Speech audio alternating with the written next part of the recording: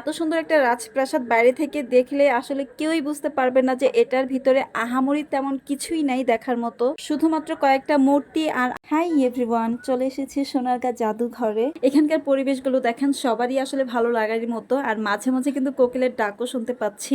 এখানকার ভিতরে আসলে কি কি দেখতে পেয়েছি অবশ্যই সেগুলো দেখাবো আজকের এই ভিডিওতে। পুরো ভিডিওটা না টেনে দেখবেন তাহলে বুঝতে পারবেন।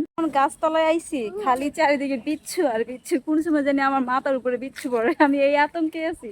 আমি ঘুরমুখী বিদেশের বাড়িতে মাইনছে দেখায় অনেক আপেল পড়ে রয়েছে, কেউই খায় না। আর আমগো বাংলাদেশে কত আমরুজ পড়ে রয়েছে, এটি কেউই খায় না। ও মাই গড, কি করে এনে বলে বিচ্ছু আছে জায়গা আনতে।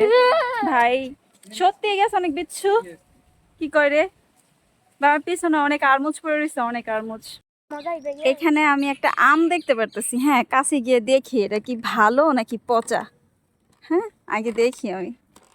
ইয়েস, আমার তো মনে হচ্ছে এটা ভালো আম। এই যে পাকাম, ঠিক আছে, এটা পাইছি। কি গাইস, এই ব্রিজটা হচ্ছে কাঠের ব্রিজ, এখানে আমি এই আমটা পাইছি, ঠিক আছে। এখন আমার মনে শান্তি লাগতেছে, কারণ এর আগের আমটা না আমি নিতে পারি নাই, কিন্তু এটা ঠিকই নিতে পারছি। পিছনের ভিউটা দেখছো।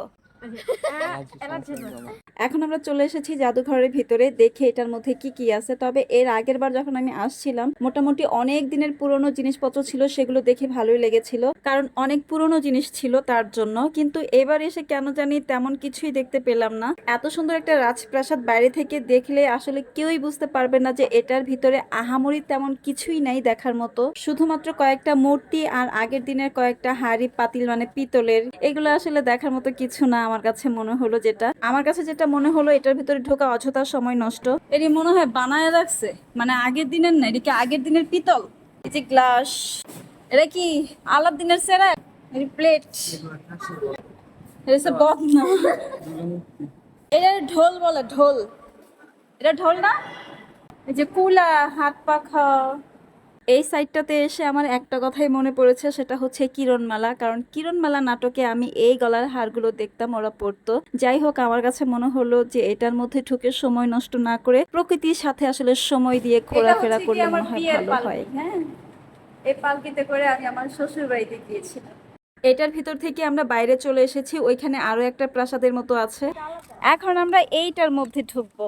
বাইরে থেকে দেখেন কত চমলক্য দেখা যাচ্ছে, এখন ভিতরে গিয়ে দেখার পালা যে আসলে কি কি আছে। দেখেন কি একটা অবস্থা, আপনাদেরকে যা দেখাচ্ছি মূলত এগুলোই দেখার জিনিস। আর দোতলার উপরে তো আমাদেরকে উঠতেই দেওয়া হয় নাই, কারণ ওখানকার সিঁড়ি তারা বন্ধ করে রেখেছে। আমরা নিচতলায় যে ঘুরে ঘুরে একটু ভিতরে গিয়ে দেখবো, সেটাও দেখতে পাইনি, কারণ ওটার ভিতরে শুটিং চলছিল। তবে এই মহলটা আমার কাছে ভালো লাগছে, কারণ টিভিতে আমরা অনেক সময় দেখতাম যে রাজাদের বাড়িঘর আসলে এই টাইপের থাকে। আমরা এখন বের হয়ে যাচ্ছি দুপুরের লাঞ্চ করার জন্য। ভিতরে আমরা দেখলাম কিন্তু আহামরি তেমন কিছুই নাই, ঠিক আছে। যাই হোক, ভিতরে যেতে পারিনি, আফসোস, কারণ ভিতরে তো শুটিং চলছিল, এজন্য আমরা বের হয়ে চলে এসেছি। এখন হচ্ছে আসল কথা, মূলত আমরা লাঞ্চই করতে পারি নাই, কারণ এটার ভিতরে লাঞ্চের কোনো ব্যবস্থাই নাই এরকম হালকা পাতলা খাবার ছাড়া। এটার ভিতরে একবার টিকিট কেটে ঢুকে গেলে আপনি কিন্তু লাঞ্চ আর করতে পারবেন না, এজন্য খাবার হয়তো বাইরে গিয়ে খেতে হবে। আর একবার বাইরে গেলে ভিতরে কিন্তু ঢুকতে আবারও টিকিট কাটা লাগবে। তবে আপনারা যদি তাদেরকে বলে বের হন সাময়িক সময়ের জন্য, সেটা অন্য হিসাব, তারা স্যাক্রিফাইস করলে করতেও পারে। আমরা মূলত বাইরে গিয়েই লাঞ্চটা সেরে নিয়েছিলাম, আর এখানে আমরা হালকা পাতলা খাবারগুলো খেয়েছি। এই ছিল আজকের ঘোরাফেরা, খাওয়া দাওয়া, শর্টলি আপনাদের সাথে শেয়ার করলাম। ভালো লাগলে অবশ্যই আমার চ্যানেলটি সাবস্ক্রাইব করে আমার পাশেই থাকবেন। আর ওই যে বললাম, সোনারগাঁ যদি আপনারা ঘুরতে আসেন তাহলে আমার কাছে বেটার আপনারা প্রকৃতির সাথে ঘোরেন, মনে হয় ভালো হবে। এই ছিল আজকের মতো ভিডিও, তাহলে সবাই সুস্থ থাকুন, ভালো থাকুন, কথা হবে নেক্সট কোনো ভিডিওতে।